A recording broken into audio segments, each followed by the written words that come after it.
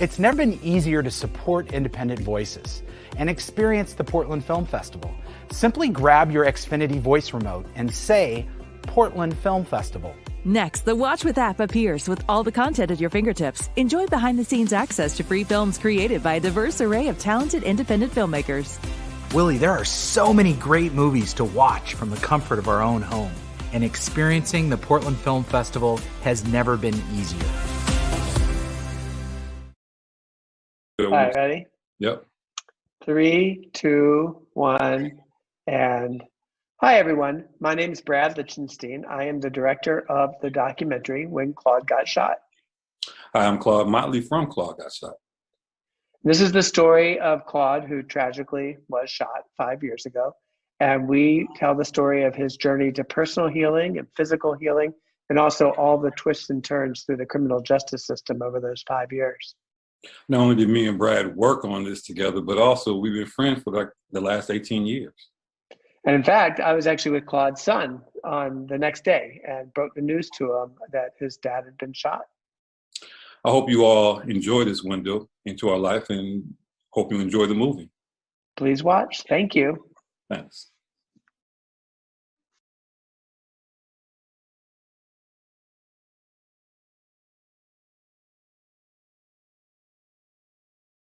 Hi, Portland Film Festival. My name is Sarah King, and I'm the director and producer of Our Dad Danielle, which is a documentary feature about Danielle Joy Healy, her wife of over 30 years, their 2 daughters, in Sugar Land, Texas. We chart Danielle after she comes out at 57 years old as a trans woman, and how it affects her family and also her law career. We also get to interview some people like Sasha, Jerry, and Andrea, and we get to see what it's like to be a trans woman in a place like Texas. This film is about a lot of things. It's about trans rights, it's about family, it's about finding yourself no matter what the age, and the beauty that comes from self-acceptance. We hope that this film resonates with you, that you'll seek out how you can help other trans people around the US and the world, because their rights are being attacked daily. 70% of Americans haven't met a trans person knowingly. And we hope with this film that you feel like you've met some. We hope you enjoy watching it, and we hope you like it. All right, thank you very much.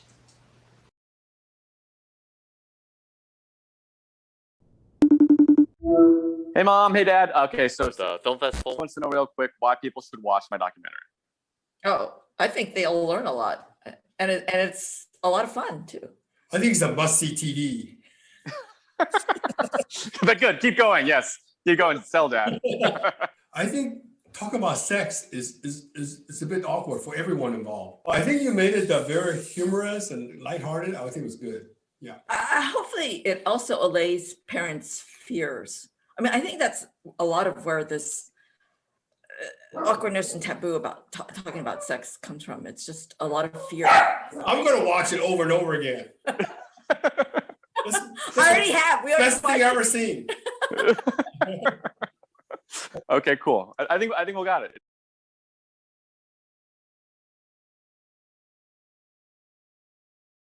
My name's Henry Mortensen. I directed a feature-length documentary called Skating Polly Ugly Pop about a band and a family called Skating Polly, who have been playing for over 10 years but are still only in their early 20s. They play a style of music called Ugly Pop. It's beautiful, but it still has all the rough edges, still has the blemishes showing, hasn't been airbrushed. Their personality is still in there. Sometimes it's sort of loud and punk, sometimes it's quiet and melodic or even folky. Their earnestness has inspired a lot of other musicians to take them sort of under their wing or just to play with them, like X and Kate Nash and Babes in Toyland. I find them really inspiring, and I hope you enjoy learning more about them.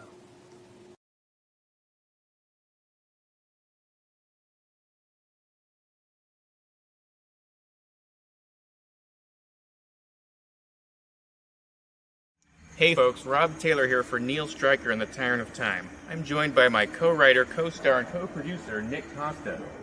Rob, I don't want to talk about the old movie. I want to talk about the new movie. Well, we only have 60 seconds here. Yes, we are making a new film called Savage Midlife, and we hope you all see it when it comes out. But in the meantime, sit back, relax, and enjoy Neil Stryker and the Tyrant of Time. So 2016.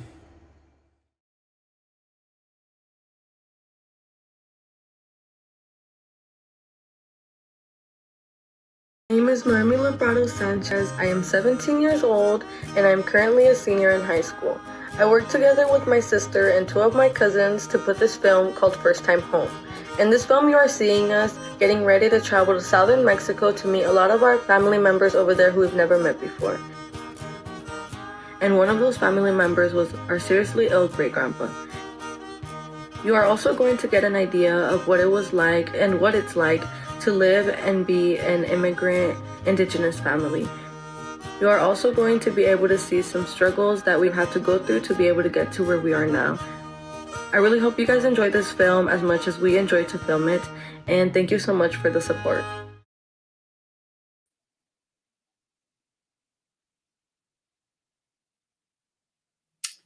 Hello. Welcome to the Portland Film Fest. This is the Meet the Director Q&A series for October 23rd. We're halfway through the fest, and we've been doing these a couple of these per week, and we're just really giving you the opportunity, the fest goers, to meet the directors and the cast involved, and hear from them what they were trying to accomplish, what they were looking to do with these films.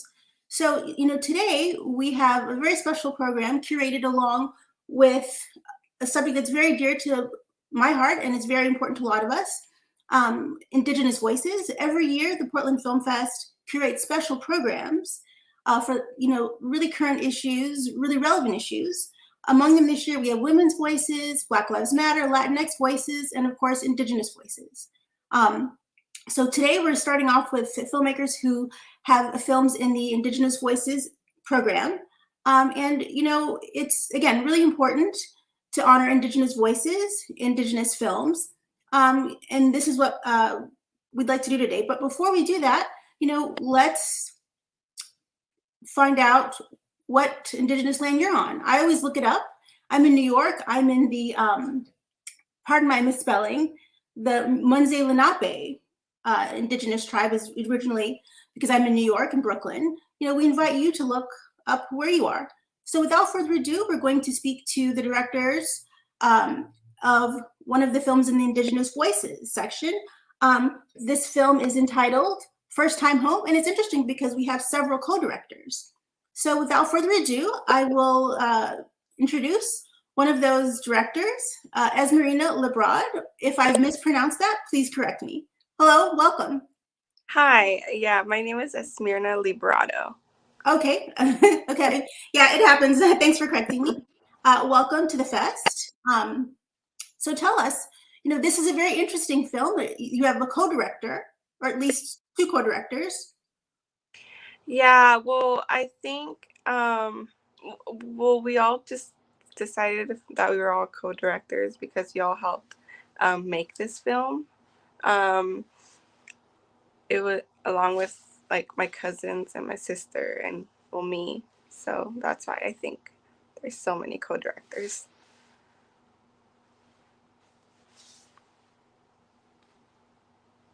Is as willing to share credits with people, so that's great that that you were able to do that. And this is a family story. This is a community story.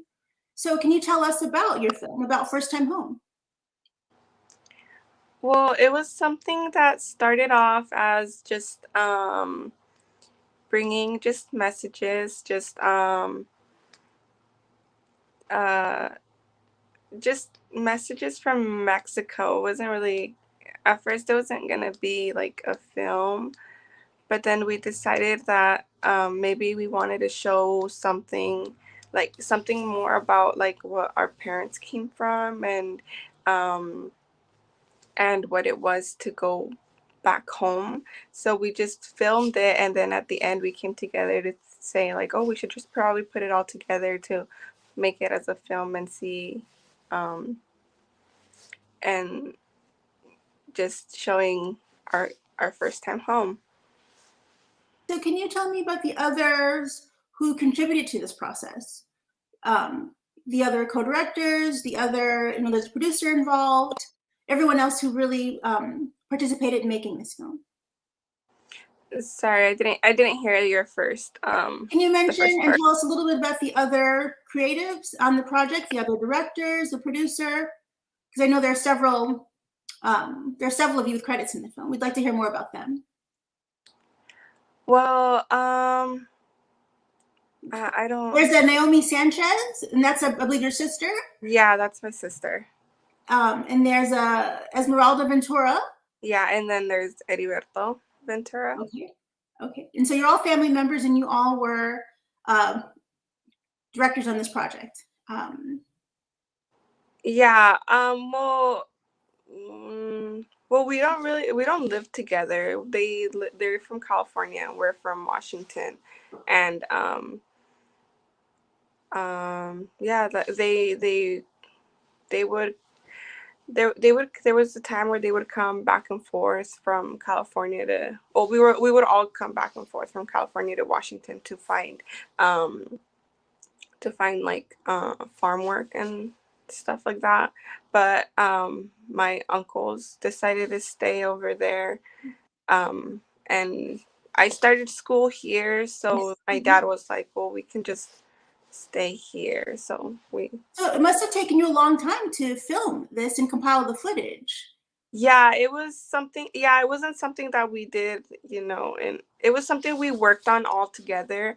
Our families were even part of it. We would get together to come up with ideas and talk about what we liked about the film, what we didn't like about the film, what we should put together, what we shouldn't put together. And yeah, we don't live together, but we all work together to make our film. Yeah. So you and your family members are now first-time filmmakers. That must be very exciting. Are you looking forward to working on other films, other documentaries? Yeah. Well, we kind of have an idea of like. It was just something like an idea that we had that maybe we should make a second time, because back we were younger when we first went, but now that we are older, maybe we can do maybe another time. Yeah, always. Once you're a first-time filmmaker, everyone's looking for your next project. So you have a producer as well, I believe, and he is a veteran filmmaker, Seth Holmes. Can you tell me a little bit about working with him or how you found him and connected with him? Well, actually, he's a family friend. We went through. I can say he's just family. We've known him for a while, and he's helped us out a lot. That's great. And did you, as a first-time filmmaker, did you have any technical experience on the set, handling the cameras and post editing? No, it's a funny thing you asked that, because we honestly just learned as we went. Me and my sister were the first ones to learn how to kind of use the iPad, and then after that we teach the little things we knew about using it. We taught our cousins, and we taught our cousins so they can do their part, where they were because we were all together when we went to Mexico. We all had they had their grandparents, I had my grandparents, so when we would go to our separate ways, we would know how to use the camera if we wanted to film something. No, that's excellent. So you shot it on an iPad? Yes, we did. That's great. I mean, that's really the heart of indie filmmaking. People if you don't have access to cameras and a lot of funding, you get an iPad, even an iPhone, and you shoot. Tell me about how fun that was, shooting on an iPad. It was kind of, at first, it was kind of strange because we weren't used to it. So I guess you can say it was everything you see on the video, everything is raw. It's not something we planned out. It's not something we said, here, I'm gonna record you and you do this. But it was not like that. It was just as we went,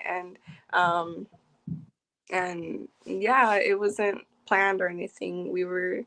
And since it was a new thing, we recording what we were doing, it was like, I don't know, should I do it, or do you know if they're comfortable, or Well, these are all the issues that filmmakers deal with, and you've done such a great job. It's so fantastic that you've done this project with your family and that you're planning to do other projects. And you will shoot those on an iPad as well, or will you try to get fancier equipment? No, we'll just work with what we have, honestly. Like you said, it's not like we have enough, we don't have much fundings or anything like that. So, or, it's just the money sometimes is the, like something we don't have. So I guess we'll just work with what we have and just work on from there. Well, that's great. I mean, it's great that you are a first-time director. Not a lot of people can say that. I understand that you're also in community college. Are you planning to pursue media and film studies? No, actually, I'm going to community college for my prereqs for nursing. With all the things I've seen and from growing up, I've always helped my parents out in a way, and I just wanted to do something that helps people out. And just, I don't know if you saw in the film, but my great grandpa was sick, and there was nothing, like, we really couldn't do much, because first it was money. There was enough money to take him to get his therapies and stuff, or his take him to the doctor. So I just thought about that, and I was like, maybe if we had not a doctor, but like a nurse or something, that could have took care of him, or it would have been better maybe. And it's always important to have that in a family, and maybe your next project, you can combine those two. You can combine nursing with a documentary. Yeah. Okay. Yeah. So, oh, hi, who's that? That's my daughter. Oh, hi. She wants to be on camera. Yeah. Did she play with the iPad and help you film at any point, or? No, she was not. She was not born. Oh, okay. I'm sorry. No. That, the iPads are very intuitive for children. Give her an iPad. I'm sure she'll shoot a great film, and you guys can film something together. Yeah, that's my next plan. It's an idea I have. Like, I want to take her with me, along with a new journey that we do, or like to go back to Mexico.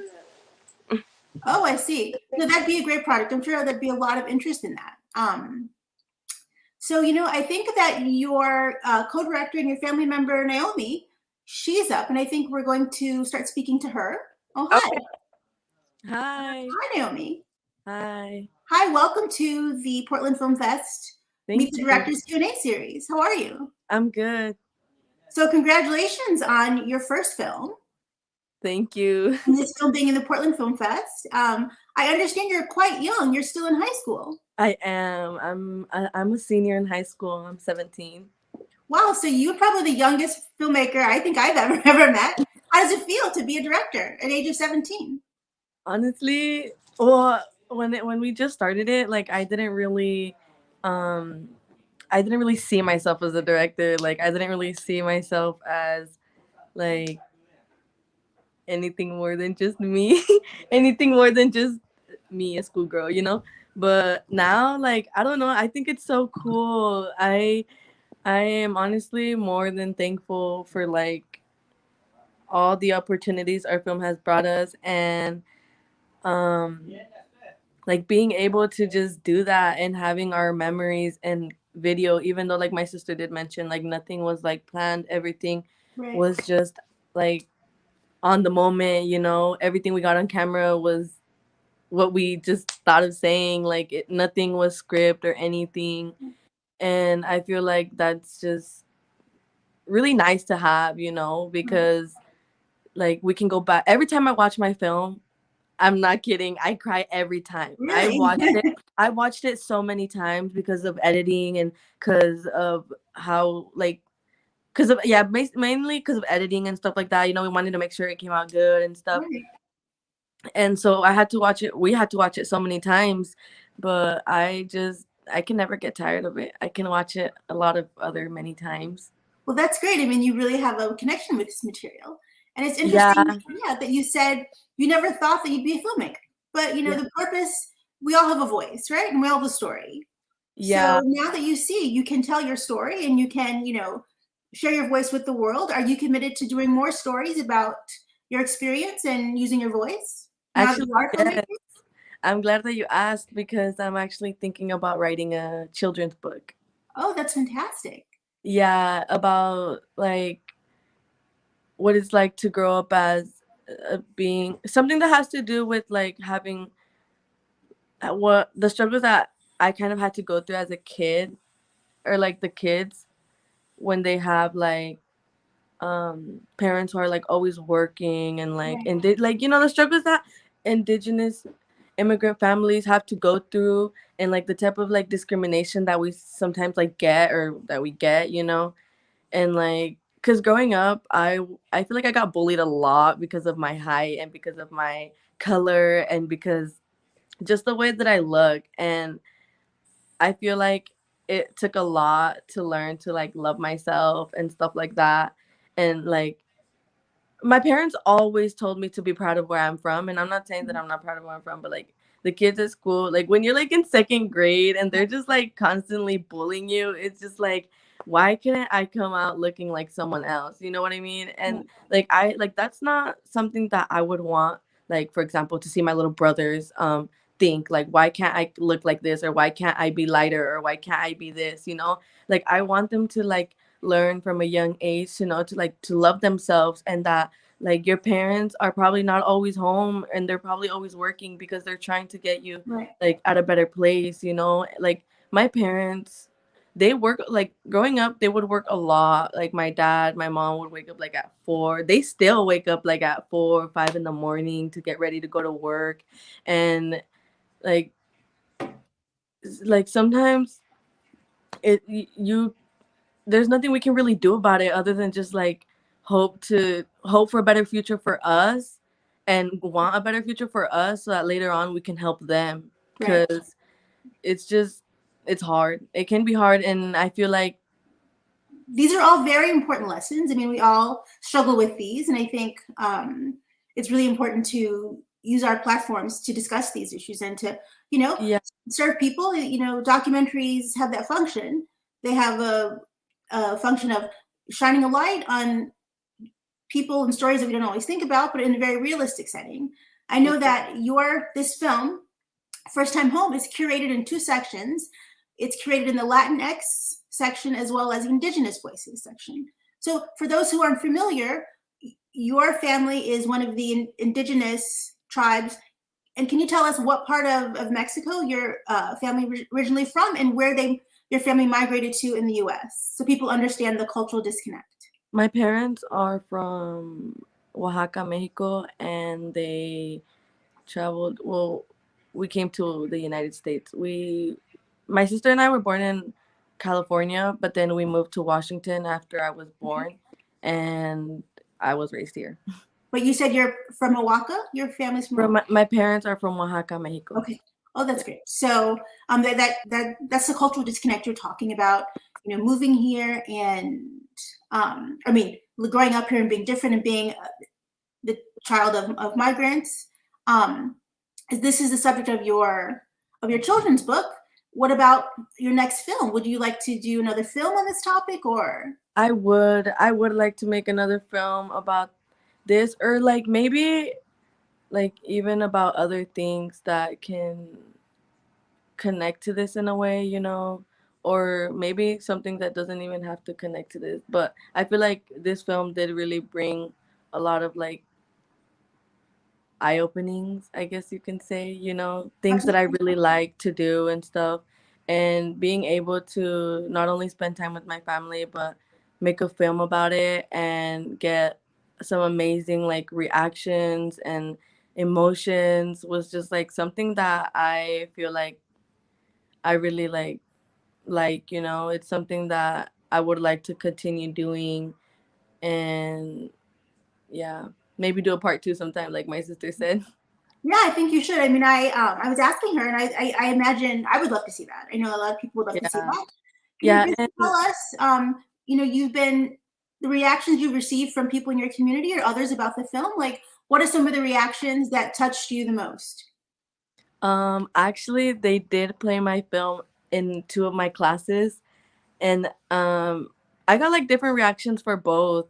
For one of them, some kids were like crying, like it really touched them because, and like I get it, like if I would have, I cry myself too, you know, but I feel like it touches me more maybe because like I know them, but like seeing it from other people's perspective, I would cry too because like it's something that it's reality. It's how people really live. Like you might watch the film and be like, oh, like, yeah, that's so sad. But like, yeah, it is sad and it's reality. Like if you really deeply think about it, like what are the other things that we have to go through, you know? Like it's not only working in the field, but what also comes with that? Like the struggles, the bad environment, the damages you can do to your body, like being on your knees for hours, you know what I mean? Like there's a lot here. There's a lot of for yeah.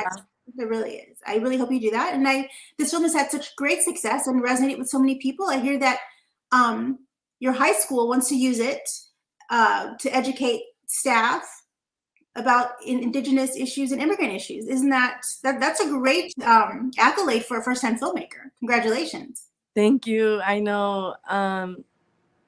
Like it kind of feels like surreal, you know? Right. But yeah, I'm sure. So bravo to you. This is a great story. We're all looking forward to your next project. I believe we have the producer Seth here as well, Seth Holmes, and we're going to be talking to him about First Time Home and producing this film. Welcome, Seth. Thank you. Yeah, so this is a great film. Thanks for joining the Meet the Directors Q&A today and for showing your film at the Portland Film Fest. It's an honor to be part of the festival and for the film to be both to educate people that there are lots of people who might be called Latinx or Latine and who are Indigenous. Right. There's a reality of people who have families who are Indigenous and they're separated by a border. And the original, this First Time Home and the name came from the parents of Noemi and Esmirna and their cousins Heriberto and Esmeralda, who are the 4 directors, wanted these 4 cousins to meet their relatives and their grandparents, especially their granddad, who was very sick before he died. And they asked me if I would go with them so they could cross the border into Mexico and go to the village that their parents grew up in, learn about their culture. And part of the videotaping, an original idea was just to make videos so that the families in Washington State could see what their hometown was like now in Oaxaca, Mexico.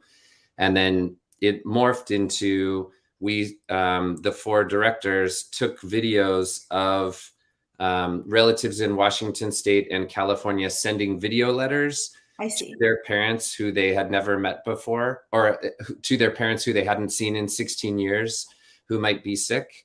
Right. And then taking video letters from family in Oaxaca who can't come to the US to visit their relatives. And then it also became the story of that trip and kind of the story of the 4 directors reconnecting in a way to who they are, their culture, their background, and kind of, you know, gaining some pride in being from Indigenous immigrant families and being from families of farm workers in the US who everyone listening to this director's chat, you know, owes some of their health and their bodily well-being to these farm worker families who help them eat. Absolutely, we owe them a great debt. Yeah. So, as a producer on this project, can you tell me a little bit more about producer things and things that independent filmmakers really are curious about? The funding, you know, how you managed to just oversee this project.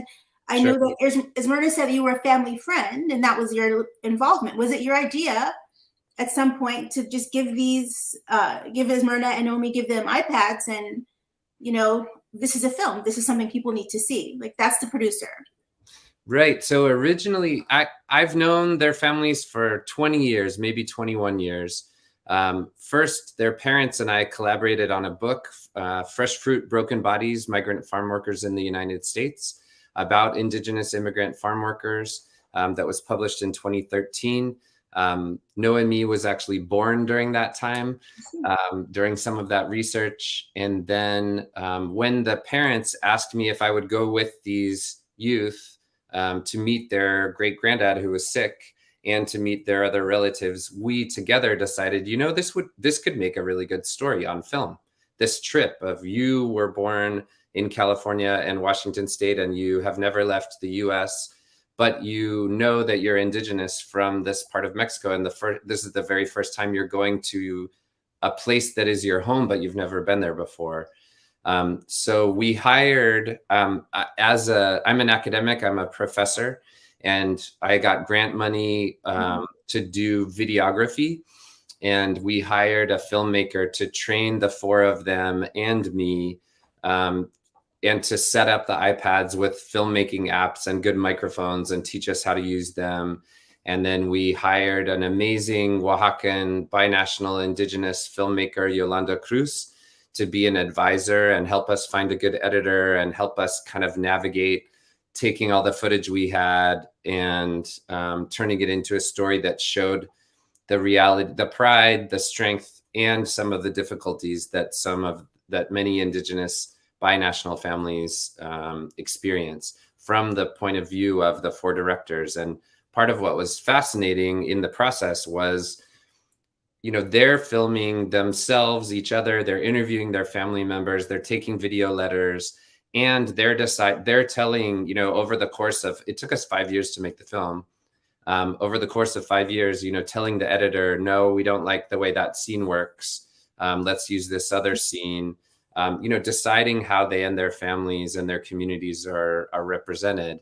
And so for me, as a friend of their family and as an anthropologist and academic who thinks about equity and racism, and nationalism, it's been wonderful to see how they've worked to bring their stories to a broad public. Well, they're very lucky to have not just a writer in the family, but an academic with access to these resources. I mean, that's fantastic.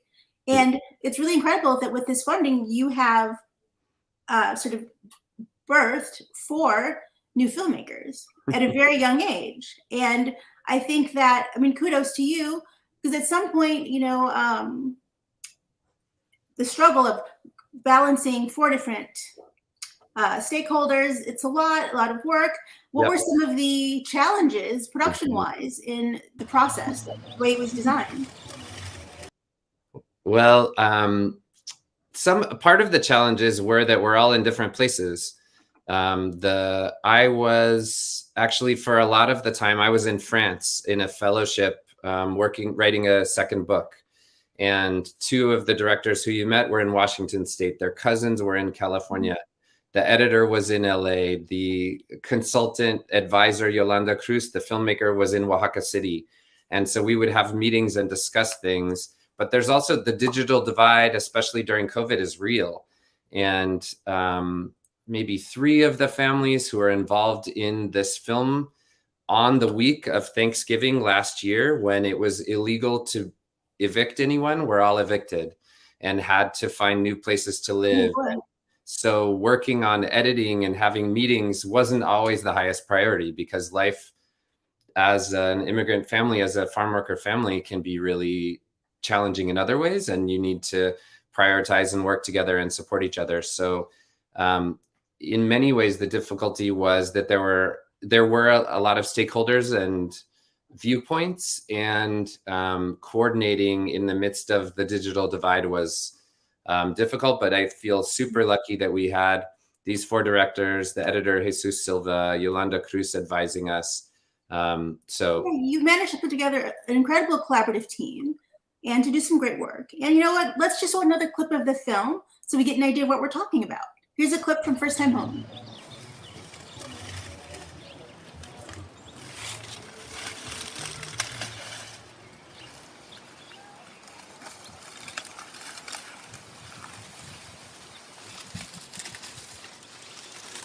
Yo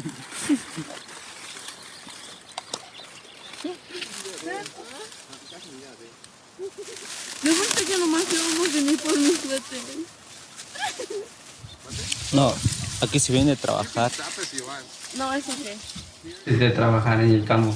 Sí, fui a Fiscal Blue, pero no me gustó. No te gusta. Yo me quise ir. ¿Por qué? ¿Por qué? ¿Por el sol? ¿Por Sí. el calor? Sí.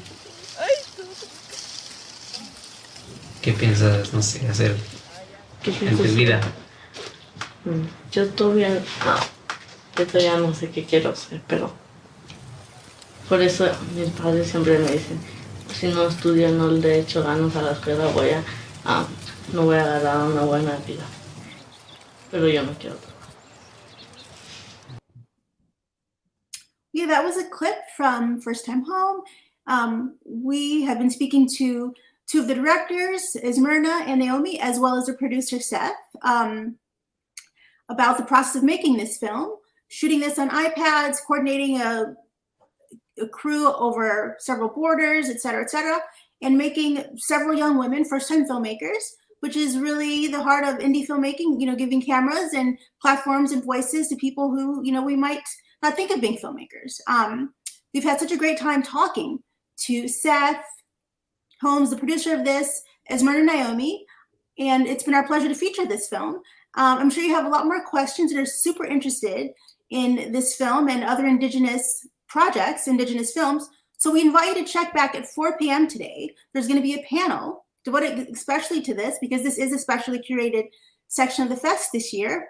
The panel is Indigenous Families Separated by Borders Connected Through Film. So that's at 4 o'clock. Please tune in.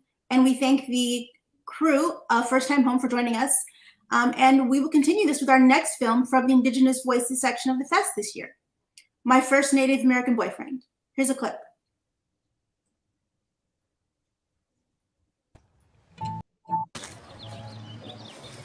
Actually, no, that's a different clip. I'm sorry. This is another clip from First Time Home. Let's see. Let's watch it again. It's gorgeous footage. Let's see. Okay, but what would your superpower be? I don't know. I feel like it feels really basic to say, but I feel like I want to fly. I feel like it's too cold in the air, though. I didn't think I've literally never thought about it being cold. Would you want wings or just like Superman flying? I think I want just like person. Like nothing changes about my body, but it can just fly. I'm gonna fly to your house. What? It's a threat. It's been so great getting to know you these past few months. Same. You're great. No, you're great. You're just saying that. No. You're my first Native American boyfriend. And you're my first girlfriend named Emily. Seriously though, can I ask you a question? Okay. Hello, welcome back to Meet the Director for October 23rd of the Portland Film Fest. Again, we are watching films and talking to directors in the Indigenous Voices section, and that was a clip from My First Native American Boyfriend by Joey Clift, and he's going to be talking to us about making this short. Hello, Joey. Welcome to the Q&A. Hey, how's it going? Yeah, thanks so much for having me. I got to say, it's been a great festival so far. I know that the previous film also had a shot of wheat in their clip, and mine had a shot of wheat. That is not a Native American thing. That is not a stereotype. It's just a convenient mishap. But yeah, I'm excited to talk to you about my film. No, that's great. I think they were in a walk. But I'd have never been on a farm, so I have no idea. I would know the difference. But yeah, so let's talk about your film. This is a film that's about dating as a Native, as an Indigenous person, and you talked about the microaggressions that not just in dating, but that you experience as an Indigenous person a lot. Microaggressions about who you are, what it means to be non-white. Can you tell us a bit more about the inspiration for this short? Yeah, gladly. So I'm an enrolled member of the Cowlitz Indian tribe, which is based about it's about like 20 minutes north of Portland, I think, is where our Aboriginal territory. We just opened up a really good casino a couple years ago. It's called Elane. Everybody should go visit it. And I grew up on the Tulalip Reservation in Washington State. And I guess like leaving the reservation to go to college and then moving to LA to be a TV writer, I've definitely learned that there's just a lot of stuff that your average person doesn't know about Native people. So the inspiration for this short was I was dating a woman a few years ago who, like, a few weeks into the relationship, like shook me awake at 3 a.m. with a look of just like absolute concern in her eyes to tell me that when she was 5 years old, her mom dressed her up like Pocahontas from the Disney movie, and she just had to apologize to me about it. And of course, I was just like, yeah, whatever, it's fine, go back to bed. But I feel like that's one of those experiences where, like, I've talked to a lot of other just like Native friends about it, and also just like other like POC marginalized friends, and I think that that's a very universal experience, being like a BIPOC person dating non-BIPOC people.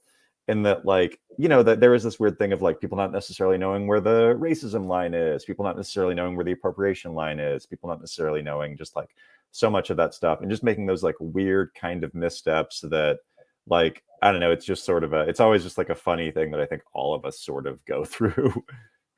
Right. I mean, interracial dating, I write about this a lot in just my own personal experience. We don't, as much as it happens and it's the norm, we don't talk about it as much. Like, most media does not present, most film and TV that I see. I mean, it's more and more, but the notion of interracial relationships is still kind of taboo, I think, in mainstream film. As someone who is Native, who works in the industry, do you see any resistance, or how do you see reception to ideas of talking about interracial relationships? I mean, I think that interracial relationships in the entertainment industry, it's this weird thing where I feel like the industry is okay with doing interracial relationships where it's like white and another race, but I feel like we're still fairly new to interracial relationships that don't look like that, like two people from different marginalized groups where white is not one of them. So, you know, I think that I don't think there's necessarily like resistance to it in the sense of not wanting to show it. I think that it's just like, and it is changing and it's getting better, but it is this sort of this viewpoint of like the white experience being like being homeostasis, being like the average experience, and sort of like there's this view of like, oh, like what is the white person's endpoint to this? Oftentimes, when executives are greenlighting stories and stuff like that. Right. And like I said, like I think that is something that's getting better and is going away as, you know, younger execs are getting promoted and things like that. But it still is something that, like, I think that we're fighting against a little bit, if that makes sense. Yeah, I mean, it's just one of those sort of pet peeves of mine. I just keep track and I sort of count. It's a numbers game. How often do we see it reflected? And, you know, I just, compared to other countries, like say the UK, you know, I feel like we don't see it as much. It's just a little aside of mine. But, you know, yeah. So please go ahead. It's just, it's just weird. It's just like, it's one of those things where you just, once you start to see it, it's something that you kind of can't unsee in TV and films. And like, whenever a TV show or movie like doesn't do that, it's always like a delightful surprise. It's just like, oh, I like this way more because like they push through like, you know, something that's not, you know, just like what we see in every film or TV show or anything. Exactly. I mean, comedy writing is really challenging, especially if you're writing about your personal experience, because, you know, being on the receiving end of microaggressions, it's really frustrating, and sometimes it makes you angry and you just want to yell. I'm just really curious about your process as a writer, how you transform that anger and those experiences into comic scenes and finding the comedy within it. So it took me a little while to figure out how to like navigate those waters. Like I moved to Los Angeles in 2010, and it probably wasn't until about like 2017, 2018 that I started to feel comfortable with, you know, I guess just like writing jokes about like Native stuff, weird microaggressions, and all those kinds of things. It was just one of those things where like, you know, like I probably don't have to tell anybody watching this that like there's a lot of drama and things like that in Indian country, and a lot of like, and then there's also a lot of just like insane things of like sports mascots named after racial slurs that are just societally okay, I guess. Like, and for a long time, whenever I would try to write about that stuff, it would just like either bum me out or make me mad that I felt was in a way that wasn't like conducive to writing good jokes. And I think that something that I learned around 2017, 2018, after just like, you know, writing a million sketch comedy videos about like Batman or whatever, like I started talking to a lot of my friends in the LA comedy scene about, you know, just like my experiences growing up on a reservation, like just, you know, being like a proud member of like Native Hollywood and all that stuff. And like a lot of folks just really started urging me to start to write about that. And then I wrote a like a satire zine that came out in 2018 called the American Indian Ready to Wear Catalog. That was like a parody of a fashion catalog, but with all the models being like Disney's Pocahontas or like Taylor Lautner from Twilight or whatever. And it was illustrated by my mom. Shout out to my mom, Janet Meyer. She's great. And she's an artist. She paints murals and stuff like that for a living. And, you know, I guess that like when I sat down to actually do it and like leaned into those feelings of, I guess you could say like anger or frustration or whatever, I realized that like that's actually like prime real estate for jokes. Like, I probably wrote the first draft of my first Native American boyfriend in like 15 minutes. Because it's just like, oh, the experience of this is just so like crystal clear in my brain. And I know exactly what's weird about it to me and exactly like how to make fun of it. And, you know, and I also think that what I like doing in my comedy writing is like, there's your average person knows so little about Native American people. I think there's a statistic from a really great nonprofit called Illuminative that's like 87% of US schools don't teach Native American history after 1890. And like, I think that because of that, like I can kind of use people's ignorance toward Native stuff as like a weapon in jokes. And that's always something that like excites me about this kind of stuff is like, it's just like a fun field to play in. No, that's great. I mean, it's true. I was watching Reservation Dogs last night and I mean, getting a lot of press, you know, and I was talking to a friend of mine I was watching it with, and I was like, wow, the last time I saw something that was set, I think, this could be my oversight, set in that context with Native kids was Sherman Alexie's Smoke Signals. So there's a lot more work to be done. I mean, I might just be aging myself and might not remember other projects, but that's a huge gap in time and there's just not a lot of content. So, you know, we're so glad to have your film in the Indigenous Voices section, and we look forward to more work and more stories about Indigenous people. Thank you so much, Joey, for joining us and for entering your film into the Portland Film Fest.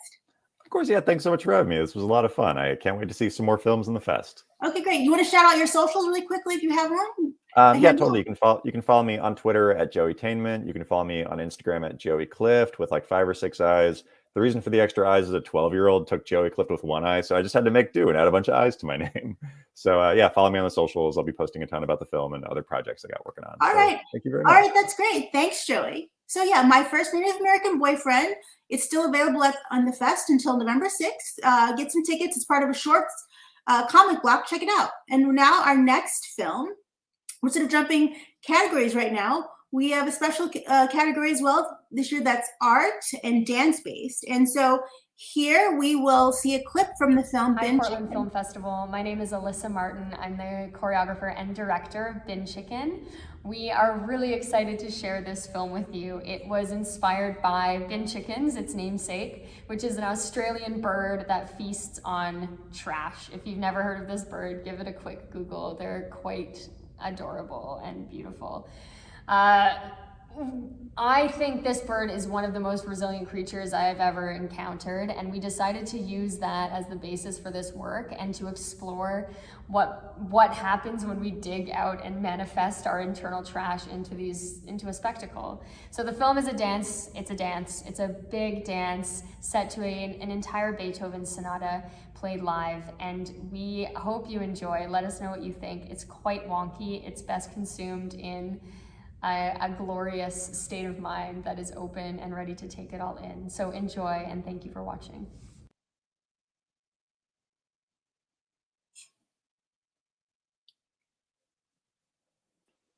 Hi, Alyssa. Hello. Welcome to the Portland Film Fest, Director's Q&A. Thank you. Are you dialing in from Australia? No, I'm not. I'm from Canada. I'm an artist working here in Canada, and I learned about the bin chickens while I was traveling in Australia. Well, that's great. Welcome, and thanks for including your film in the Portland Film Fest, for entering it this year. So your background, are you a contemporary dancer by training, or what's your background? I'm a contemporary dancer by training, and I became a choreographer very early on in my career and have sort of totally switched into that realm. And so I've been making dance theater for a while, and this is my first feature length or full length film that I've made. So it's one of the first times that I've crossed mediums between the two, live performance and film coming together.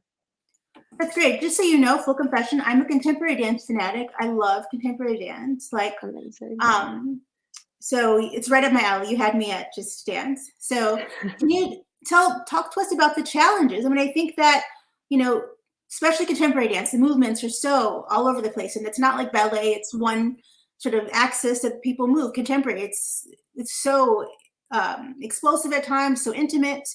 Can you talk to us about filming and, you know, being a choreographer for that kind of movement and capturing it on film? Of course, yeah.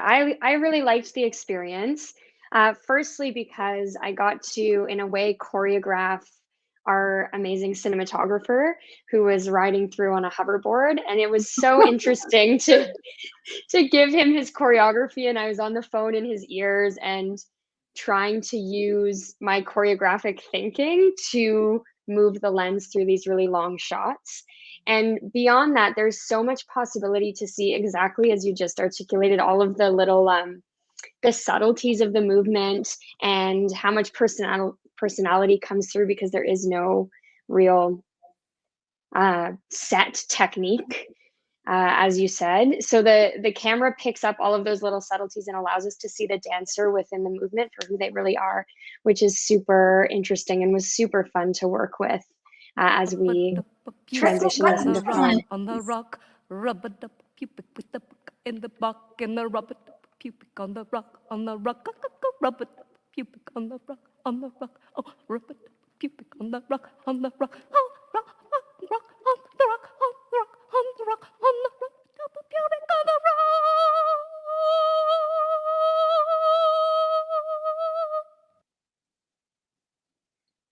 Excellent, excellent. I think we have a few more clips that we'll show a bit later. So can you talk to us about the funding for your project? I don't know, I don't often see, as much as I love dance, full feature length, contemporary dance films. Yeah. So I was really fortunate to be commissioned by Toronto Dance Theatre, which is one of the larger modern dance companies here in Toronto. So they brought me in to create a work that was originally designed to be presented live. And when we had to shift into film because of the pandemic and we couldn't have audiences in the space, so we changed our medium. They were the folks who funded the project and who allowed me to really explore that vision. That's great. You know, I've been speaking to a lot of filmmakers who are Canadian, and also there's some connection to dance, but the funding, you know, that our neighbors up north get, I think we're all slightly envious. So that's, no, I know I am. So that's fantastic. So all these projects, you know, but it's great that, you know, that you do have the funding and that you can enter into independent film and just find a way to do these cool projects, you know, without the restriction of private equity, funding, et cetera, et cetera. Can you talk to us about your cast, like how you sort of manage that process? Yeah, absolutely. So the cast was a group of dancers who are always dancing with the company. So I came in as the guest to this pre-existing group of dancers who are amazing and who have been dancing with the company, many of them for 15 years. So they've worked with a lot of different artists, and they really were able to bring such a huge breadth of knowledge and artistry and creativity to the process.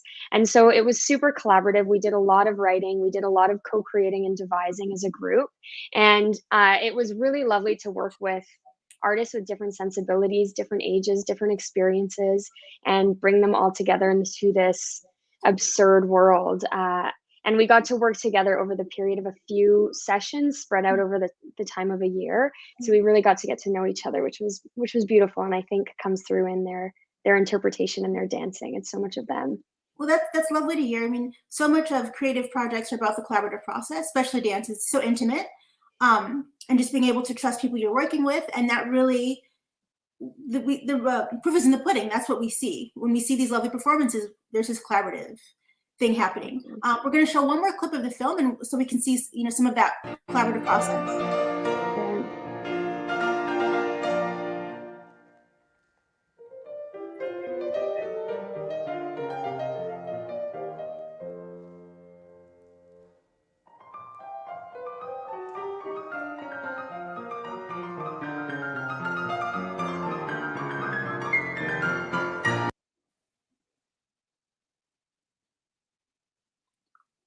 That's some choreography that I love. I would love to see this show live.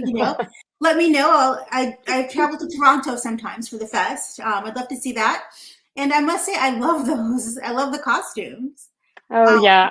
Yeah, that's great. So now that this was your first project, before we wrap up, can you tell us what your next projects are, and if you plan to remain a director in this field?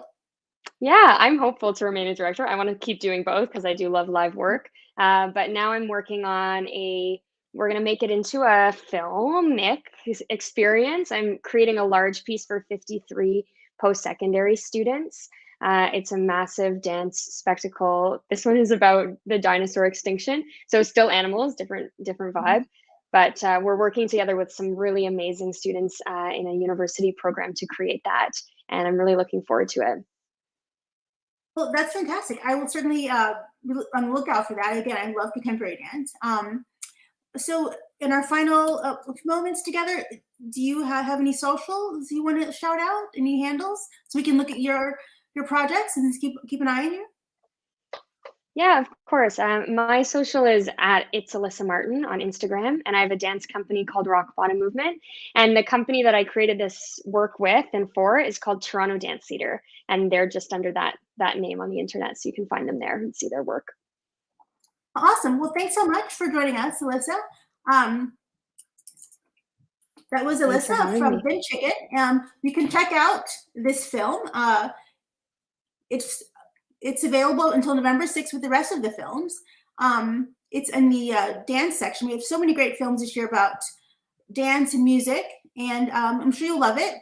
And we know there's a function you can also gift films. If you know a friend who loves contemporary dance like I do, you can very easily buy a screening to any of the films. It's very convenient, and you should check it out. Again, this is the Portland Film Fest Meet the Director Q&A, and we are bringing you lots of interesting filmmakers. Let's take a few look at a few clips, and we will join you in a few minutes. I told you we needed to run. We won't be bothering you for long. Please go and get your mask and gloves. Babe, I have nothing to do with this. Why do I have to catch the COVID? My name is James H. Lee. I'm Mark Lesser. I'm Nika Kutrova. I'm Riley Bose. I'm the writer and director. Writer and producer of COVID-19. The actress who plays veteran hit woman Natasha. I play Natasha's extremely green rookie partner, Art. In COVID-19, we're out to collect a pretty sizable debt from a wealthy couple in the glamorous Hollywood Hills. We had to get a little creative. Our short was entirely shot on an iPhone 11 Pro. One weekend, a big house location was available. This was our only window, so it was now or never. We were dealing with fires, smoke, and a really, really small crew. It was awesome that our friends were down to do a fun weekend shoot. We hope you enjoy our pandemic comedy, COVID-19. Cheers. Hello, my name is Glenna Bermer, and I am the producer and director of the film Nanakorobi Yaoki, which is Japanese for 7 times you may fall, but get back up the 8th. It is a very famous Japanese proverb that has to do with having the strength to keep trying, even in times of great difficulty. It's the story of a young girl in Hokkaido who undergoes 7 major challenges in a snowstorm in order to save the life of something that she loves dearly. The film was created in collaboration with Gabby Brighter as the artistic director and Deep Sky Studios of Portland, and it was done in the style of sumie as a tribute to my mother, who was a very well-known sumie artist. Thank you.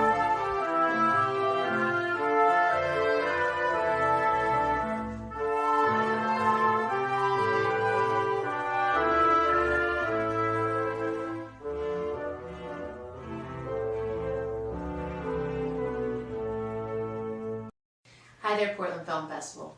My name is Sarah King, and I'm the director and producer of Our Dad Danielle, which is a documentary feature about Danielle Joy Healy, her wife of over 30 years, their 2 daughters, in Sugar Land, Texas. We chart Danielle after she comes out at 57 years old as a trans woman, and how it affects her family and also her law career. We also get to interview some people like Sasha, Jerry, and Andrea, and we get to see what it's like to be a trans woman in a place like Texas. This film is about a lot of things. It's about trans rights, it's about family, it's about finding yourself no matter what the age, and the beauty that comes from self-acceptance. We hope that this film resonates with you, that you'll seek out how you can help other trans people around the US and the world, because their rights are being attacked daily. 70% of Americans haven't met a trans person knowingly. And we hope with this film that you feel like you've met some. We hope you enjoy watching it, and we hope you like it. All right, thank you very much.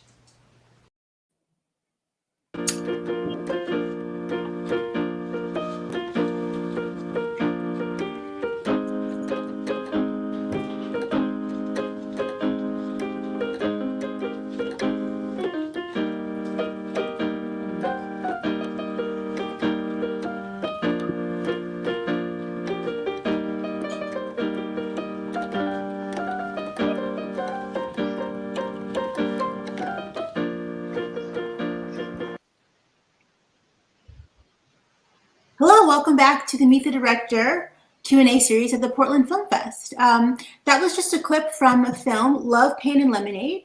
It's a film co-directed by 2 women. And we would like to welcome Kara and Helen. Helen, you have an interesting last name. I will let you pronounce it so I don't botch it. Welcome to the Portland Film Fest. Thank you so much. Thank you.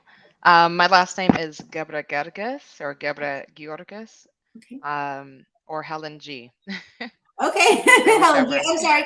I'm very sensitive to names. This is someone with kind of an exotic name. No, And, it's okay. and you're from Eritrea, is that correct?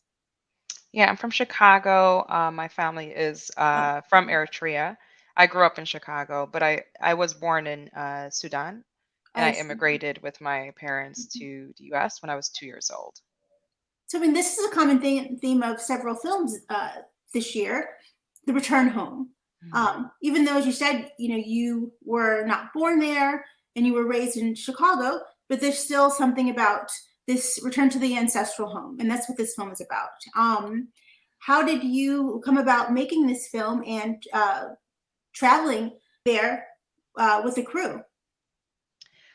So it actually, I guess like I was inspired like during my first trip to Eritrea when I was 20 years old. I went with my mom and my siblings, and it really just opened my eyes to the diversity of the country, but also just things that I didn't realize. Like I had some generalizations and stereotypes about the continent of Africa, and but it really inspired me to come back and explore more and to learn more. And so after I graduated college, I reunited with a friend of mine, Kara, and I told her of my plan to travel to Africa, spend some time there, and she wanted to join me. She was like, I'll go with you. And so we fundraised independently. We just did different, we used Kickstarter, we did a bake sale, we saved money, we worked some gigs, and just went on a 5-month trip to East Africa. And the first stop was Eritrea, where we spent almost 3 months. And it was mainly Kara and I with the camera, documenting and connecting with people. And it was beyond, what we expected. And initially the film was, we were interested in what, human connection, talking to people, but it really became a film about us, and our experiences and the challenges we faced while we were there. And yeah, and so when we came back, when we returned to Chicago, it took a lot of time to create the film Right. So, because there was so much that we experienced while we were there, and that was when we decided, like, to just take our time. Like, we couldn't force the film to, that's be great. created. Yeah. That's great. So do you think that you found the real sort of narrative of the story in post, or was it changing as you were in the process of filming it, as opposed to what you did originally planned when you traveled there? That's a great question. I think it's both. I mean, while we were there, like, we wanted, I mean, it was raw. Like, it's a raw film.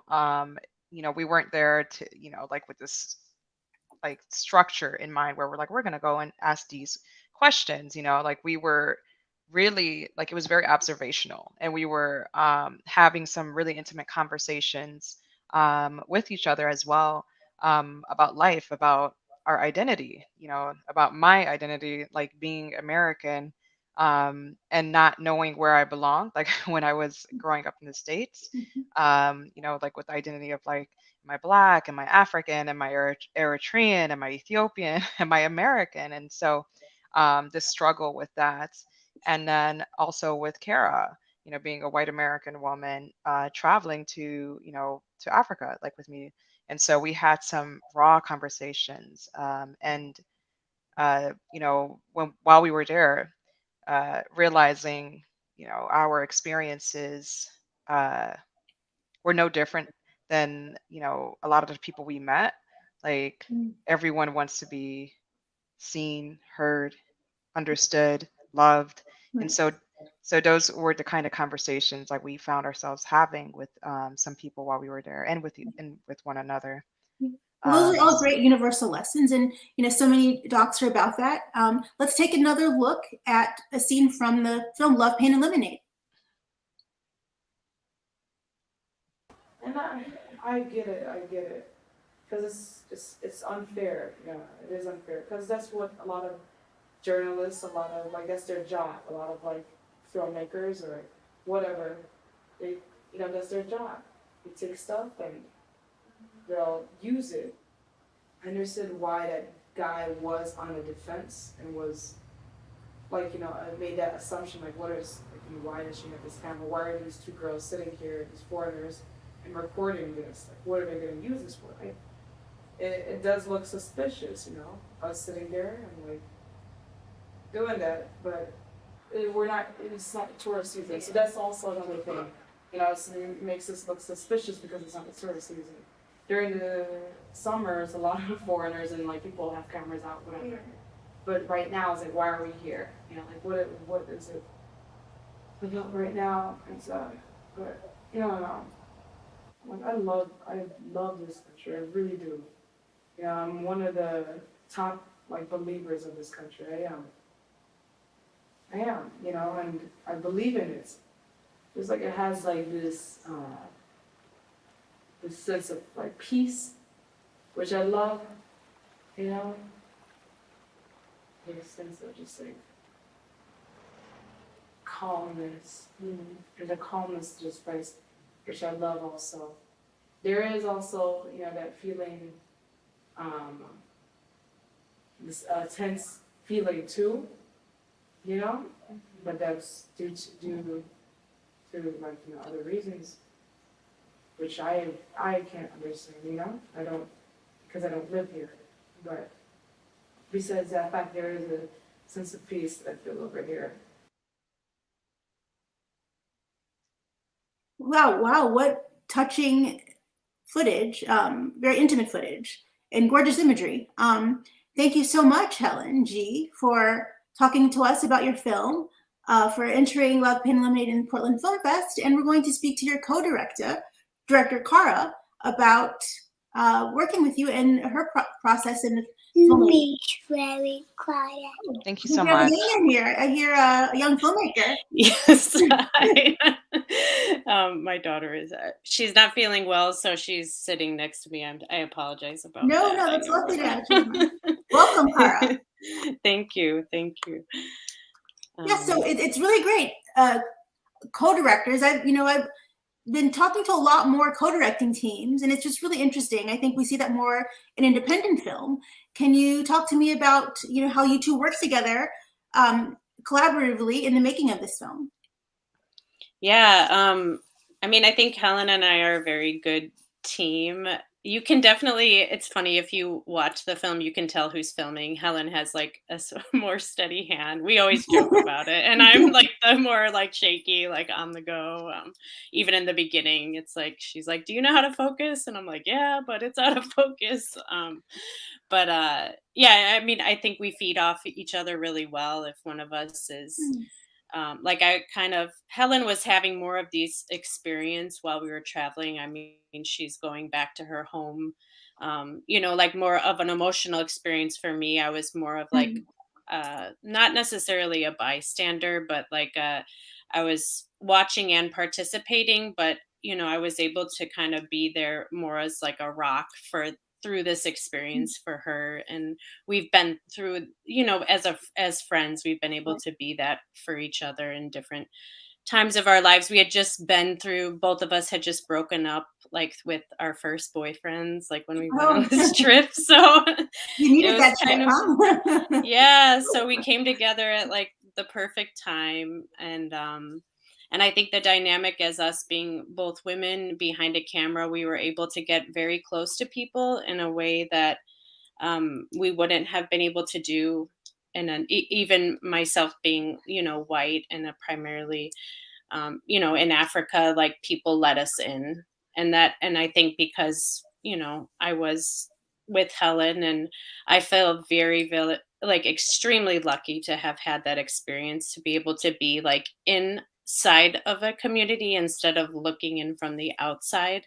And like be able to, just like Helen said, like understand that we all have these same basic, like what we're trying to convey is like we all have these same basic emotions, you know, no matter where we go, like we all want to be loved, like when it gets down to the root of it. And like that connection, you know, that I feel like our story could have taken place anywhere, but because it took place in Eritrea, you know, I mean, there's a lot of amazing things that were brought to light. And for myself, I don't know, it was an incredible journey, and I'm so grateful to have gone on it with Helen and, you know, made this film. It was like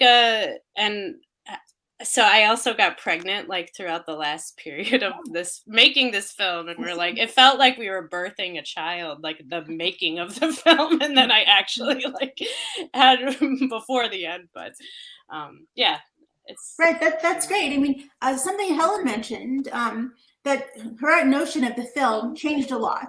The idea she had of the film she was making and visiting this ancestral land of hers, you know, what happened in front of the camera, what you guys were thinking and feeling when you were there, that a lot of it happened in post. Were you both in the post production process?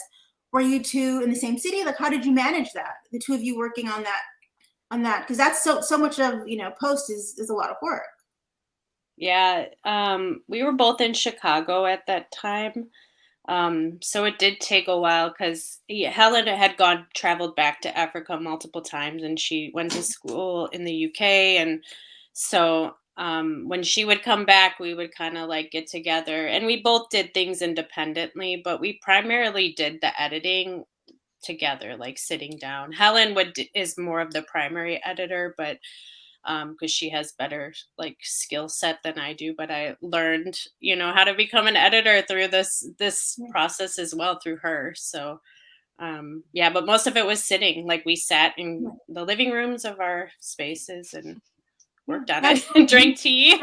Like that's what post is. It's just, you know, it's walking through, and that's what the collaborative process is.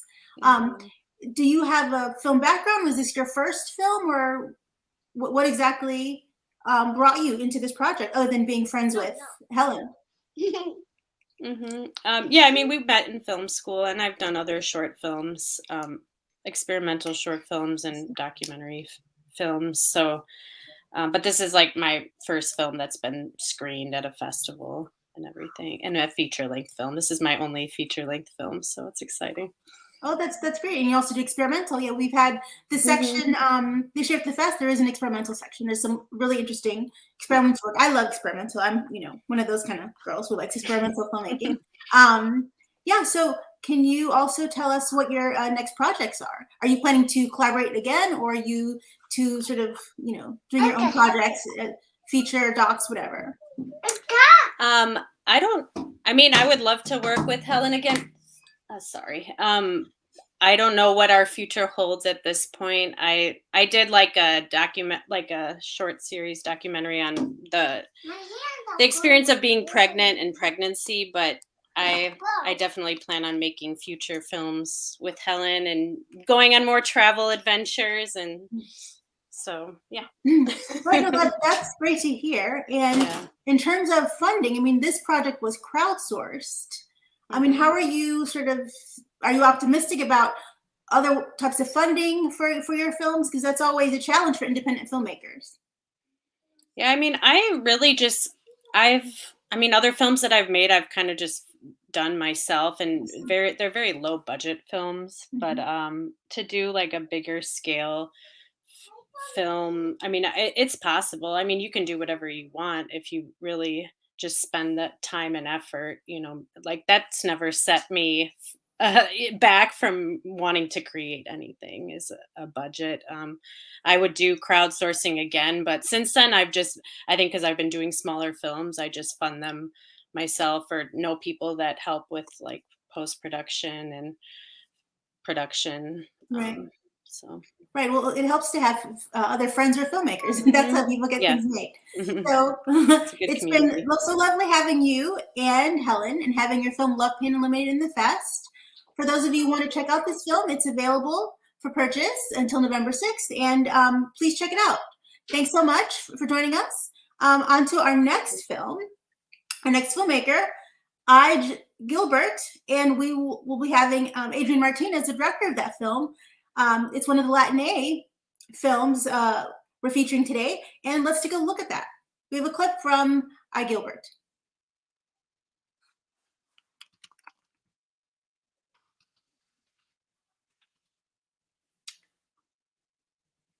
I guess we'll be queuing that up in a second.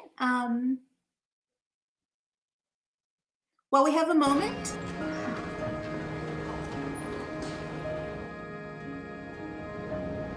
Want coffee or water, sweetie, or water, sweetie? Want coffee or water? You feel that way.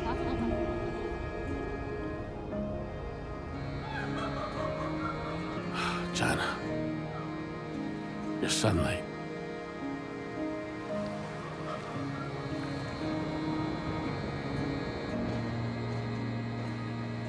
Come with me.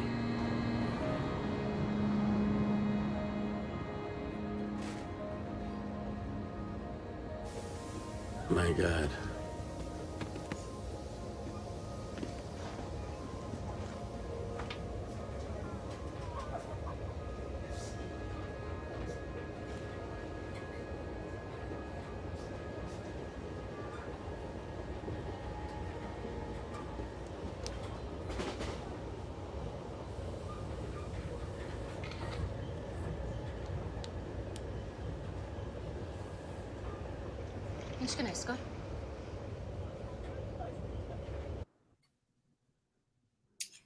Hello, welcome back. That was a clip from I. Gilbert, and we'll be speaking to the director, Adrian Martinez.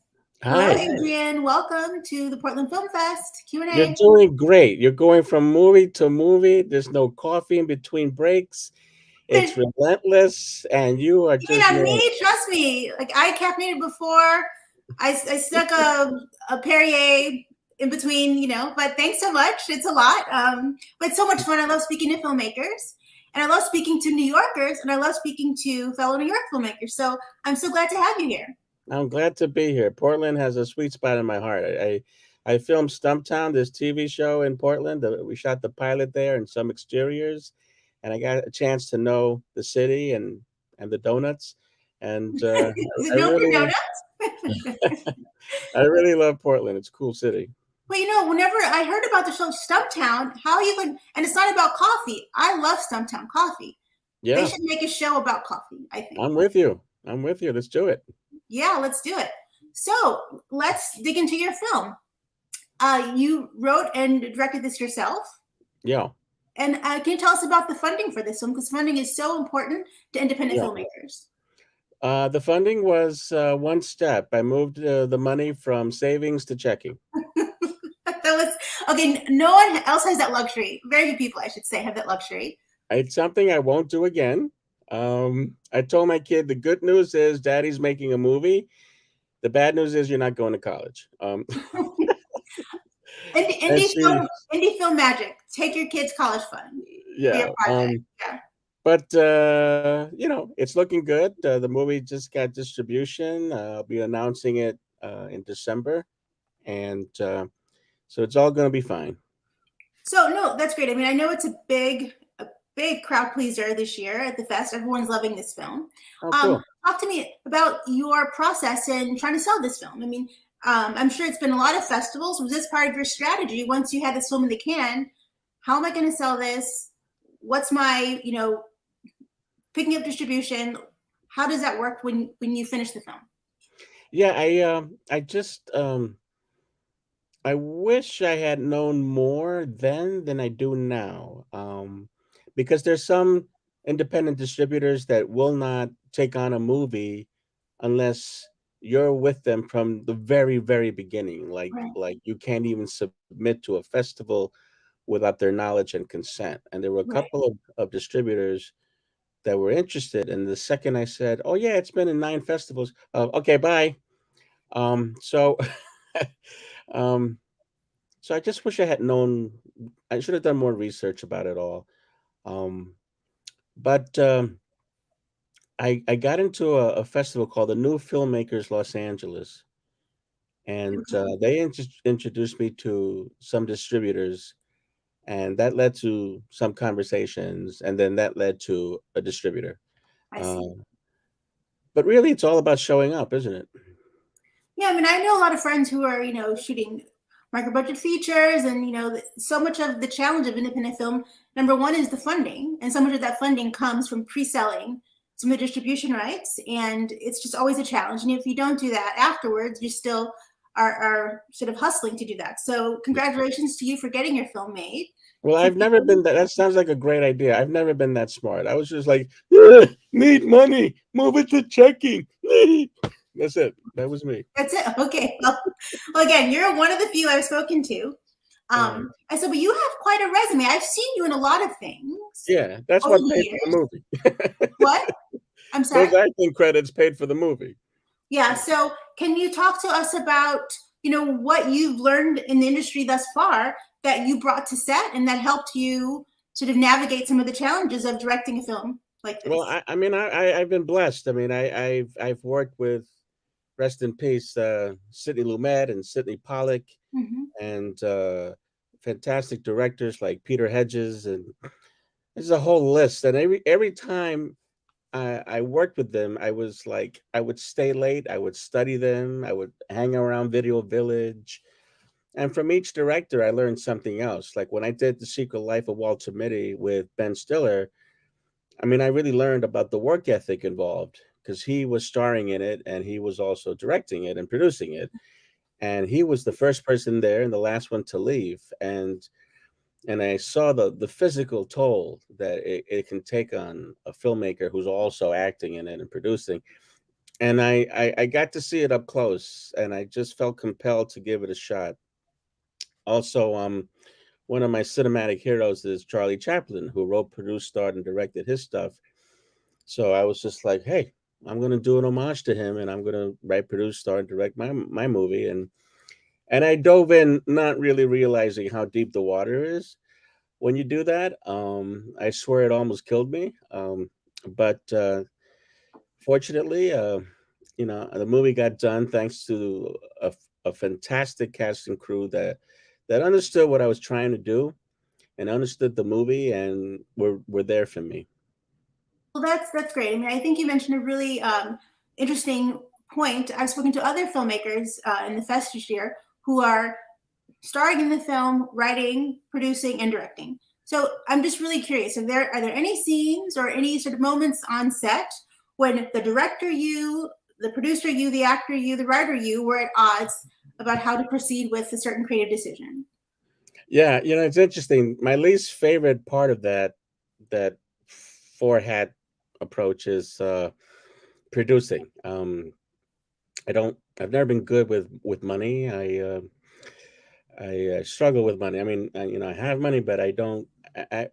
Money and I have a very odd relationship, and I remember there's a very intimate scene that I had with Dasha Polanco, the female lead in the movie, and just before we started rolling, my line producer came up and was like, Adrian, you need to sign these checks before lunch. I was like, I'm about to roll here. Can this wait? It really can't wait because we have to get the checks in. I was like, oh, okay. And it was just like a weird realization that when you write the checks, those you may have to sign them at any moment. Right. And then you have to sort of compartmentalize that and then get back into the emotional life of Gilbert, the character. So it's definitely a challenge. Yeah, I mean, imagine switching out of that mode and then just switching back to a different mode and getting back into character. Yeah. That's a lot. So how do you direct yourself as an actor?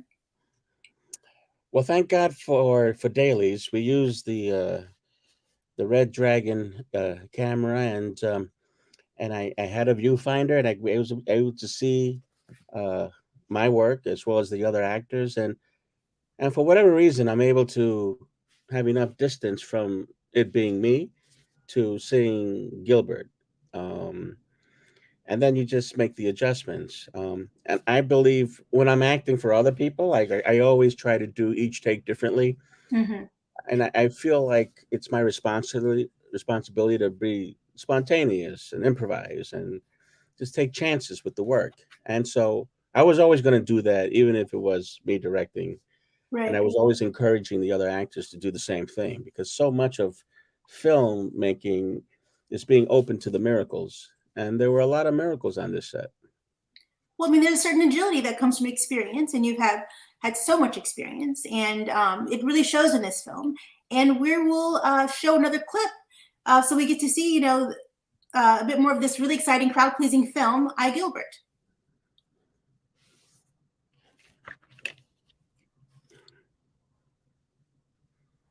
It'll be queued up in just a second. Adrian, while we have a moment, I think we've crossed paths before. You used to go to the writer's room. Yeah. Is that still open? Yeah, I remember. I go all the time. I go every day. Here's a clip. Is Liz Canavan still there? Yeah, she's still there.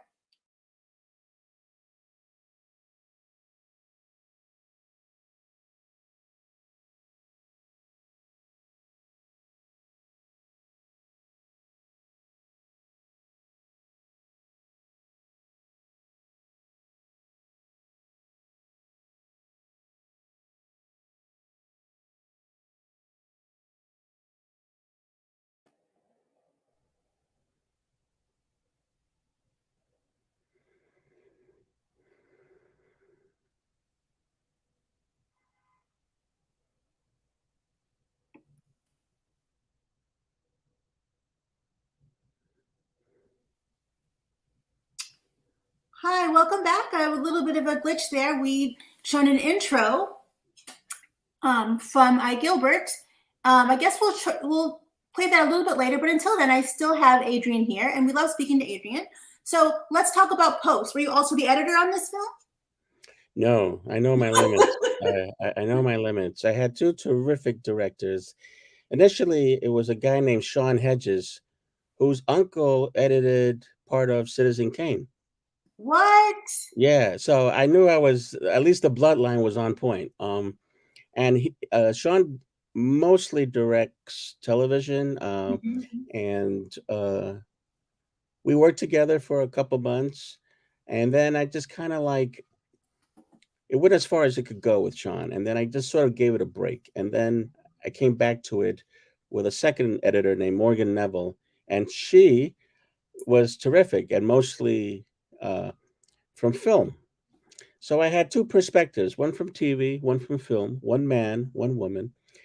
And it was an interesting miracle that happened because I didn't really plan on having such diverse points of view, Right. but that really wound up having making me have really good conversations about the movie, and I was definitely challenged in the edit, and I feel like we got the best movie we could get based on what we shot. And it's interesting because sometimes the best takes don't make it Right. because technical problems or the sound was off or whatever. Maybe it was too smoky, Right. but you get what you get. And I remember like shooting a lot and shooting as many angles as possible so that in case A didn't work, I had B and C. And they really helped me. Morgan and Sean really helped me distill it down to the essential. That's Right. one of my favorite quotes from Samuel Beckett. Mm. Exaggerate the essential. And that's Right. what editing is. Yeah, I mean, editing is definitely its own art form, and it's just so time consuming, so tedious. But also just shooting. I recognize so many of the scenes. I mean, you shot on Long Island Railroad, and I know that shooting on location is difficult, and I know that especially in New we York. shot in Grand Central, yeah. Yeah. Especially in New York, I think that people, because people shoot here all the time, and people don't really care. People No. will interrupt your set. They'll try to, do all sorts of stuff. Did you have any of those like crazy challenging moments of shooting on location in New York? Yeah, there's a lot of this. What is that? What is that? Oh, people. What's the guy? You guys doing a movie? Am I in the shot? Yes. Yeah. He had to be cut, unfortunately, from the movie. Yeah. But yeah, there was some of that. There was this one guy on 23rd Street. We were shooting around there, and he had a great look. And I said, "Hey, do you want to just be in the movie? I just need you to come up the staircase from the subway and hand me a flyer, and then that's it." And he signed a waiver, and he did it. And then after he signed the waiver and after he did it, then he wanted to negotiate his price. And Gotta love that. Gotta love that. he wanted like $500 for handing me the flyer. But I mean, an extra gets what, $75 max?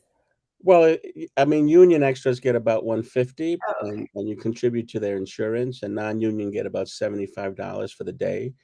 But I was happy to pay him the non-union rate. He wasn't union, but he wanted he wanted like fight. He was like all Jeff Bezos on me. He was intense. He was just like, "Nah, man, I want my $500." And then he kind of like lost his mind, and so that was interesting. I guess that did make it into that scene. No, because Okay. then he'd be suing me for residuals, and I just couldn't. Right. Right. I mean, that's business. So, I'm sure you, like everyone else, is reeling from the news of what happened on the set of Rust. Just hour by hour, new details emerge. And Yeah. of course, in the middle of IATSE strike pending, that we see, how important it is for crew to have safety, to have protections, and the importance of the union. You've been around for a long time. Any insights or experiences with, sets that are not very well managed or very dangerous, and how you as a director decided to make sure that didn't happen on your set? Well, fortunately, there were no guns in my movie. We had a stunt coordinator who is very well respected and renowned, Manny Severo, in New York. Like, you can't make a movie in New York without Manny being there. My deepest condolences to everybody involved in that tragedy. It's just awful.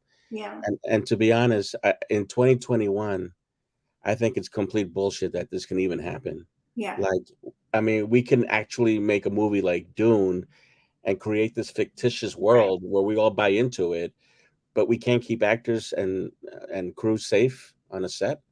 I just don't understand how that's even in 2021, how that's even possible. Right. So I would expect a lot of heat on those producers at this point, and a lot of stuff's going to go down, and hopefully it leads to change, because really this should never happen. I mean, we saw what happened with Brandon Lee, and for it to repeat itself like this all these years later, I know. it's completely inexcusable. Yeah, there's a lot of talk, and just I read earlier today that all the union crew, they walked off the set a few hours prior because they knew this is just a horribly run set. The gun had been misfiring all week.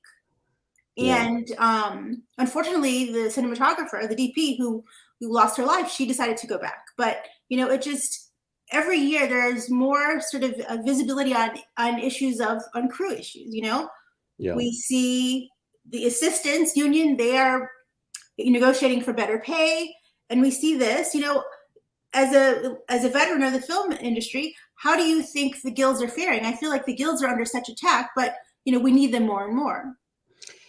Well, yeah, I mean, without the guilds, it's the Wild West, even more than what happened on Rust. I've been a member and a board member of SAG-AFTRA, the actors union, and absolutely, personal safety and physical safety is paramount. I mean, obviously, if the actor gets hurt, he can't work. If he can't work, he can't make a living. And so, not just in terms of something like happened like this, but also in terms of sexual harassment. Like now, I mean, it used to be a woman or a man could have an audition would be asked to go to like a hotel room for auditions, and now that's in the contract that you cannot do that. Right. You can ask for an intimacy support person to go with you. You can ask for someone on set to be there with you if you're going to do an intimate scene, which has to be blocked and approved by everyone. So things are getting better in that regard. I just hope that there's real concrete change with the use of these weapons, because this can't happen again. It just can't.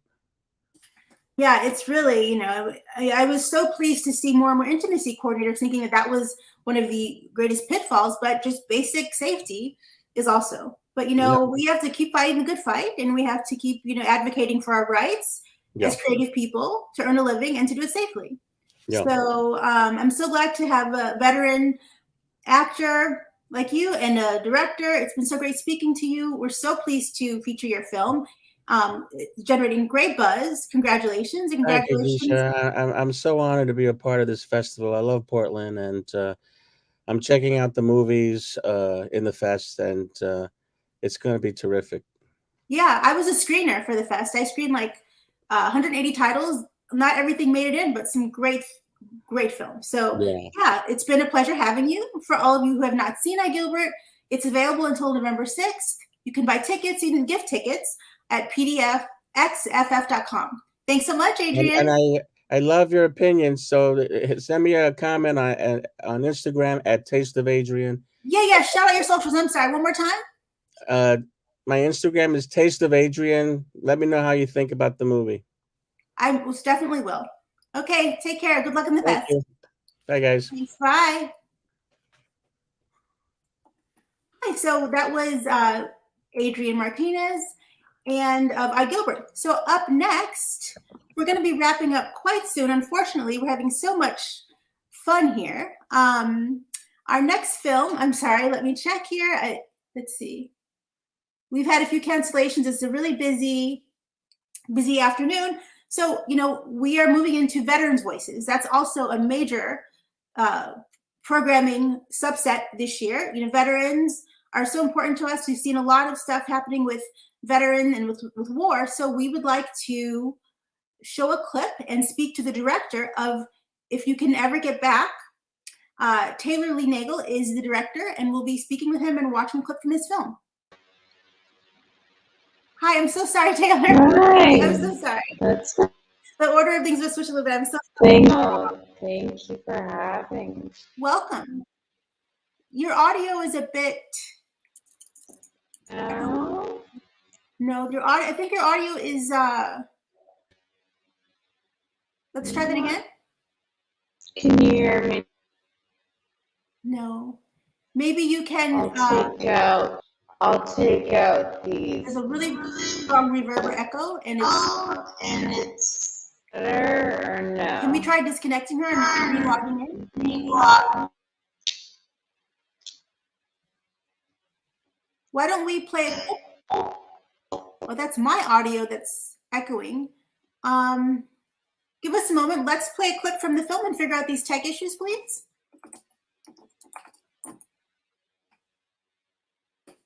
My name is Carlos Fernandez Puertolas, and I'm the writer and director of Frank and Emmett. Since I was very young, I've always been a huge fan of the Muppets.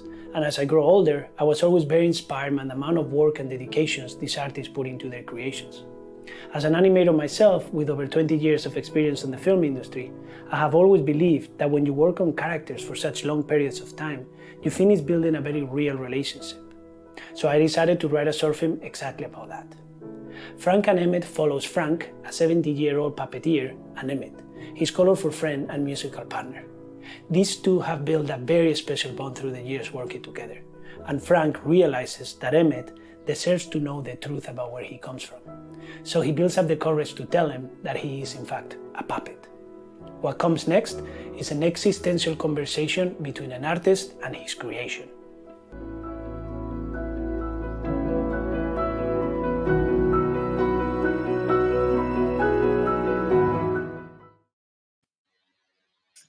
Hi, sorry about that. That's okay. We are speaking to the director of If You Can Never Get Back. It's a feature-length doc. We're speaking with the filmmaker, the director, Taylor Lee Nagel. Welcome. Hi. Can you hear me okay? So where are you dialing in from, Taylor? Actually visiting, but I'm normally in for the weekend. Great. So unfortunately, we don't have a clip to show from the film. That's okay. But let's talk about the making of this film. This is a film about the medics. We don't often talk about medics. We think of them as rescuing everyone else. Why did you decide to make a film about medics? Well, I have such a unique and specific. Oh, can you hear me okay?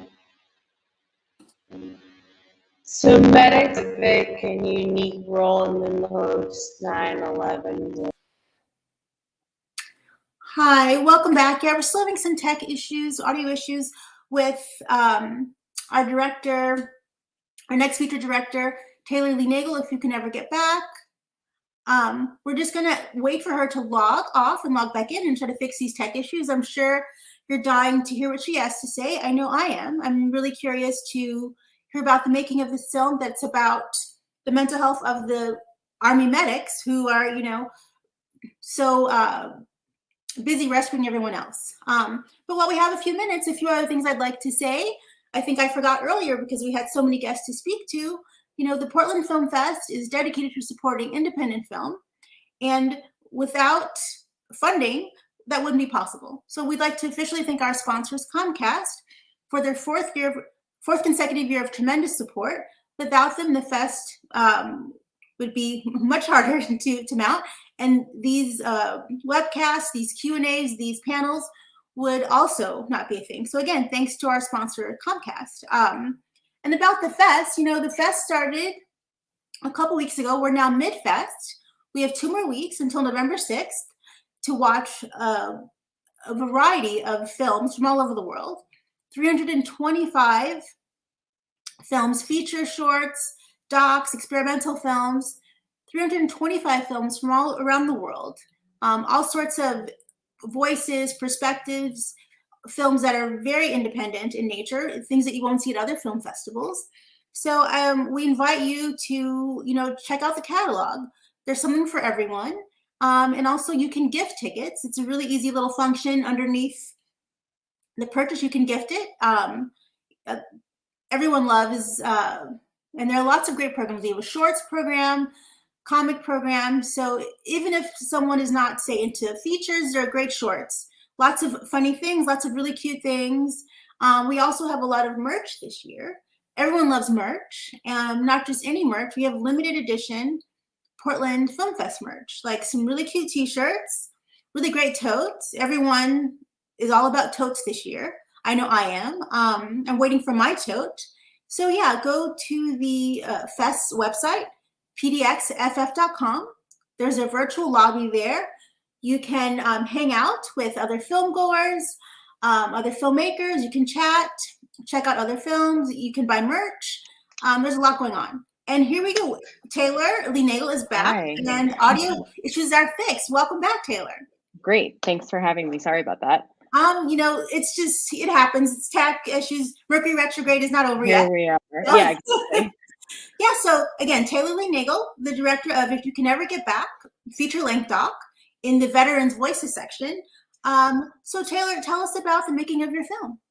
Yeah, so the film is about 3 former combat medics who were all deployed to Iraq in 2007 and 2009. And the film follows up with them about 10 years after their service and sort of tracks what their lives are like now and what sort of that long-term process of homecoming looks like for them. That's great. And how did you get access to these individuals? So my co-directors, Emma LeBlanc and Phil Sands, were both journalists in Iraq at that time, around 2007. And they were embedded with the 101st Airborne in the Triangle of Death. And they stayed in touch with quite a few people from that unit, some of whom are in the film. So they were embedded with Colonel Zemp, who was a producer on our film, and he was the one who encouraged us to tell a story about medics. Oh, that's fantastic. And I think it's interesting that when did you start shooting this film? Because I think that the timing is so telling. It is now, especially. We started filming in about 2016 and filmed on and off for several years to kind of tell that long-term longitudinal story a little bit. But yeah, it does feel especially relevant to the sort of collective conversation we're having now. Yeah, just in the last 3 months, so much. No kidding, yeah. The era of the last 20 years of being at war has come to a screeching halt, with the passing of Secretary Powell, the withdrawal from Afghanistan. Do you feel in that time frame that we've seen enough films about veterans and the things that veterans are going through? I mean, I think there are some really incredible films about veterans, and some of them are in this festival right now. And it's really important to have sort of a variety of experiences represented, right? Veterans are not a monolith. They have lots of different experiences and their traumas manifest differently. I think a lot of documentaries have covered sort of the immediate effects of homecoming and what that looks like sort of in the months that follow, coming home. But what we were sort of curious to tackle was, what does that look like 10 years later when you're raising kids, when you're sort of trying to find your way in the civilian world? So that was our way in and what we kind of wanted to add to the perspective, I guess. I see. So what, I know you mentioned that your co-directors were embedded with these units in the Triangle of Death. That's such a scary phrase, but I mean, it's war. Let's not forget that. That's what's going on there. Were there any particular anecdotes about the servicemen and women that sort of sparked this for you? Like, oh, these are the stories. These are the kinds of people I'd like to tell a story about. They're all just really incredible, dynamic humans. And I think that each of the 3 people in our film, Christina Hillstad, Robert Brady, and Phil Belmont, sort of can fill in the gaps of each other's memory, which was really helpful because they were all deployed together. And, I think in seeing each other's experiences, they were sort of reminded just how much they sort of share in that today. I think that they all sort of wanted to tell their story and sort of have it be heard. And I think it's important for sort of other veterans to know that they're sort of not alone in that, I suppose. Yeah, I'm sure. Again, veterans issues are a major focus of the fest this year. And that sometimes that can be tricky. Can you tell us about funding? Was there any sort of government funding or oversight into the making of this film, especially if some of these, your co-directors were embedded with these units? So they were no longer embedded sort of at the time we started making this film. We were very fortunate to receive funding from New America, which is a foundation think tank in DC. And they supported the film sort of from the early inception, which I think all of filmmakers know that it's really hard to find that early days funding to get yourself some sort of sizzle footage in order to attract the funding that finishes the film. So we wouldn't have made this without New America. So we're very grateful to them. Well, that's great. Kudos to you for having that support. And what about veterans groups? I mean, to what extent do other veterans groups play into this sort of community of filmmakers working on these subject matters? Yeah, I mean, I think that there are so many opportunities to partner with various veterans organizations, especially as we start to get the film out there. You know, we're very excited to kind of have the grassroots screening campaign to make sure that this film is seen by veterans and their families, because ultimately, I think that's the audience we really wanted to reach and make sure that they can see their stories reflected on screen. So yes, we will be partnering with a handful of organizations next year. No, that's great to hear. And I'm just curious about you, your background. Have you ever served in the military, or are you mostly a film person? I'm a film person, so I came to this sort of with a lot to learn, and it was a really incredible experience, sort of seeing how much I didn't know, and over the course of 6 years, sort of hearing all of the stories and realizing that obviously we have so much in common, but we have this very different experience. I have not served in the military, and I think it's important for those of us on the civilian side to sort of listen to those stories and understand what that experience would like as much as we can. Yeah, absolutely. It sounds like you were very fortunate in getting funding, but there are always production issues, and sometimes money solves them, and sometimes money is not. Time is needed. What were some of the more significant production hurdles that you had to navigate? I mean, we filmed over the course of, like I said, almost 6 years. So really time, right? And sort of wanting to be there for every important moment in people's lives. But, you can't set up shop with a camera in somebody's house 24/7 every day of the year.